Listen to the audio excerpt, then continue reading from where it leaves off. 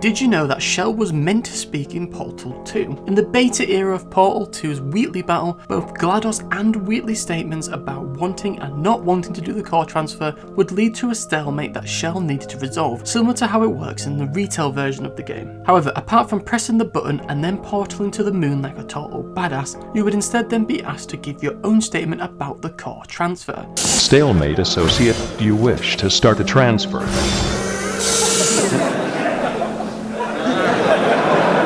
Yes.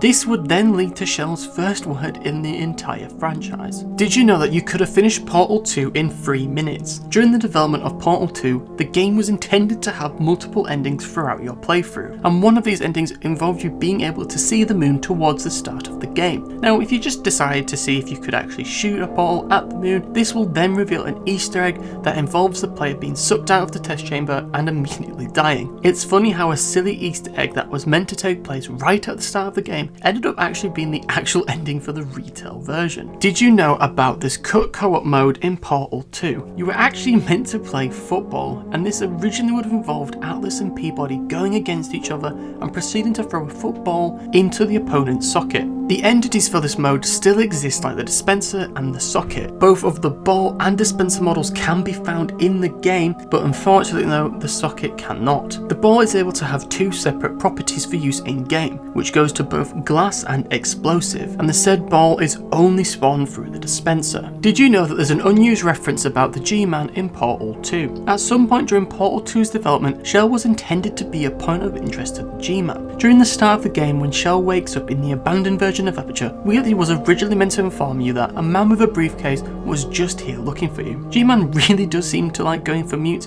and this makes sense considering Portal's and Half-Life's strong connection, and with this it would have made that even stronger with direct references like this. Did you know Portal 2 wasn't meant to have portals? One of the first projects that Valve were working on for Portal 2 was a mechanic called F-Stop. It was intended to be a prequel to Portal, featuring no GLaDOS aside from a little cameo by a character called Betty. And yes, there were no portals. It would involve you having a camera and taking photos of objects, pretty much like Indiana Jones and the Grey Circle, meet in Portal. So there you have it.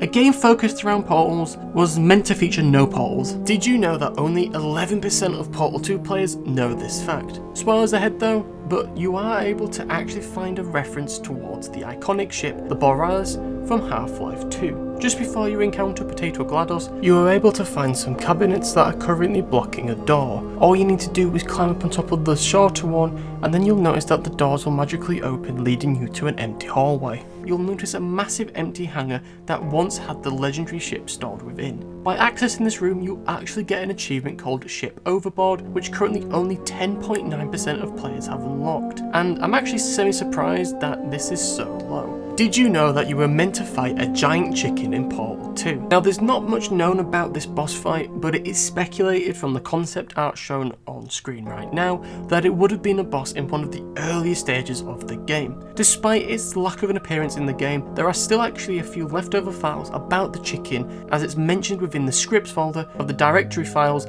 within Portal 2. It did end up actually finally being featured within the Portal universe, as it made a cameo appearance in the latest title surrounding Portal, Aperture Desk Job. Did you know this is the one time that Valve broke the rules of Portal? During your escape from GLaDOS with Wheatley, he'll come up with the brilliant idea to destroy her supply of neurotoxin alongside replacing the turrets with the crappier versions. When you reach the point where you need to destroy the neurotoxin supply pipes, you'll notice that this is done by placing portals on a moving surface, something that is usually not possible to do. This is cleverly done because by checking the console, you'll notice that some changes have been made in the log that will temporarily allow the player to place portals on moving surfaces. Pretty cheeky, eh? Did you know that this turret teases the whole story of Portal 2? In the escape chapter of Portal 2, you'll be able to access the turret redemption line, and upon being on the second conveyor belt, you will see the same turret from the beginning of the game coming towards you with its unique flashing red light. If you save it by picking up, you'll first get an achievement called No Hard Feelings, which currently only 31.5% of players has on Steam, and alongside this, you'll get some key information about the latest stage of the game, just providing you a little tease of what is about to come. Get mad. Don't make lemonade. Prometheus was punished by the gods for giving the gift of knowledge to man. He was cast into the bowels of the earth and pecked by The answer is beneath us. Her name is Carolyn. And for any more content surrounding your favourite games like this, then please consider following the channel for more.